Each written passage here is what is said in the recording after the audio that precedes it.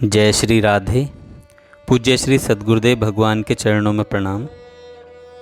कल्याण पत्रिका से भगवान नाम एवं प्रार्थना से कैसे रक्षा होती है, कैसे भगवान बचाते हैं, उसके कुछ चमत्कारी प्रसंग। एक माता केशी देवी कहती हैं, मेरे गांव के एक निर्धन व्यक्ति की कन्या का विवाह था। विवाह जहां निश्चित हुआ वे लोग धनी थे। लग्न टीका तो चढ़ गया, परंतु वर पक्ष ने कहला दिया कि बारात में 100 से कम व्यक्ति नहीं आएंगे। लड़की का बाप संकट में पड़ गया। इतने लोगों को खिलाने की व्यवस्था करना उसके लिए किसी प्रकार संभव नहीं था। बड़ी कठिनाई से गांव के लोगों ने कुछ गेहूं और चावल उसे दिया था। पिता की पीड़ा से पुत्री व्याकुल हुई। वह भगवान से प्रार्थना करने लगी, प्रभु मेरे पिता की लाज बचाओ। बारात जिस दिन आनी थी उससे एक रात पहले से घनघोर वर्षा प्रारंभ हो गई। दूसरे दिन शाम तक वर्षा रुकी ही नहीं। उस दिन तो बारात आ ही नहीं सकी। दूसरे दिन 10-12 आदमी पैदल आए। विवाह हो गया। उस लड़की के पिता के पास पर्याप्त अन्न बचा रहा, बारात का सत्कार करने के बाद भी। आगे कहती हैं, मेरे ससुर के स्वर्गवास के पश्चात मेरे पति तथा जेठ जी में मनमुटाव रहने लगा। एक दिन दोनों भाइयों में कुछ कहा सुनी हो गई। मेरे पति ने माता जी मेरी सासू से घर छोड़कर अन्यत्र चलकर रहने का आग्रह किया। माता जी बोली, तुम्हें जहाँ जाना हो जाओ, मैं घर छोड़कर कहीं नहीं जाती। यह बात उन्हें बुरी लगी कि वे जैसे खड़े थे वैसे ही चल दिए। मुझसे उन्होंने एक बात भी नहीं की। जब पता लगा कि वे अपने कार्यालय नहीं गए, तब मेरे सामने अंधकार छा गया। उनके मित्र दौड़ धूप करने लगे, किंतु उनका कुछ पता नहीं लगा। मुझे बुरी तरह रोना आ रहा था। श्री हनुमान जी की मूर्ति के सामने बैठकर मैंने दीन दयाल बिरत संभारी, हरौ नाथ मम संकट भारी, यह टेर लगाई और मैं हरे राम महामंत्र का जप करने लगी। मैं 36 घंटे भगवान के सामने पड़ी रही।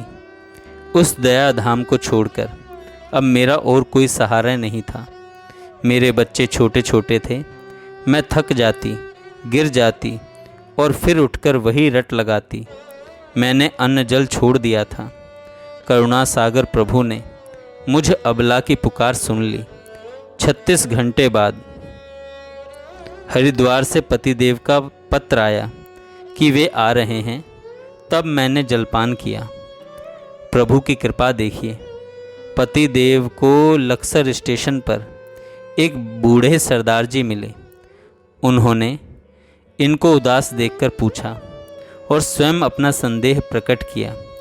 लगता है कि तुम घर से भागकर झगड़कर आए हो। तुम्हारे पास कोई सामान क्यों नहीं है? पति देव को सच बात बतलानी पड़ी। वे सरदार जी इन्हें हरिद्वार ले गए, गंगा स्नान करवाया और उन्होंने ही तार भिजवाया था। उन्होंने ही मार्ग व्यय देकर इन्हें वापस घर भेजा। घर आकर पतिदेव ने सरदार जी का रुपया वापस भेज दिया। सरदार जी भगवान की प्रेरणा से ही मिले और प्रभु ने ही यह कृपा की। इसमें संदेह को स्थान ही नहीं है। इसमें संदेह को स्थान ही नहीं है। एक सज्जन राज बहादुर सिंह जी कहते हैं, जुलाई का महीना लगभग बीत चुका था, किंतु वर्षा नहीं हुई थी। किसान बहुत परेशान थे। पशुओं के लिए चारा जुटाना कठिन हो गया था। गर्मी से सब लोग व्याकुल थे। स्कूल में रामायण पाठ हुआ और उसकी आरती के पश्चात वर्षा की इच्छा से उपस्थित लोगों ने मिलकर कीर्तन प्रारंभ किया। उस दिन राम धुन में जो आनंद आया फिर कभी नहीं आया। आधे घंटे कीर्तन चला। बादल उसी समय आ गए थे। कीर्तन की समाप्ति के 10-15 मिनट बाद ही 2 घंटे लगातार बारिश हुई। एक सज्जन श्याम बाबूजी कहते हैं, प्रायः पूरे देश में बारिश नहीं थी, किंतु ब्रज में गोवर्धन के आसपास के क्षेत्र का तो बहुत बुरा हाल था। प्रतिदिन आंधी चारों ओर, धूल ही धूल रात दिन उड़ती थी। किसानों ने कुछ यज्ञ अनुष्ठान भी किए। मनुष्य दूसरा क्या कर सकता था? पोखरे तालाब सब सूख चुके थे। पशुओं को पीने के लिए जल भी नहीं था। एक रात एक गांव की सब स्त्रियों ने परस्पर सलाह की। आधी रात में वे जंगल में एक कुएं के पास एकत्र हुई और पुकारना शुरू किया, हाय राम, प्यासे मरे भगवान, जागो, कृपा करो। उसी रात कुछ देर में वर्षा प्रारंभ हो गई। खूब वर्षा हुई। वे स्त्रियां भीगती हुई घर आई। श्रीमती विपुला सिन्हा कहती हैं, जब मेरा विवाह हुए 5 वर्ष हो गए और मुझे कोई संतान नहीं हुई तो पास पड़ोस के लोगों ने उल्हाना देना प्रारंभ किया। 2 वर्ष और बीते। अब घर के लोग भी मेरे संतान होगी इस बात से निराश हो गए। मेरी चिकित्सा भी बहुत कराई जा चुकी थी। लोगों ने मेरे पतिदेव से दूसरा विवाह करने का आग्रह बहुत पहले ही प्रारंभ कर दिया था।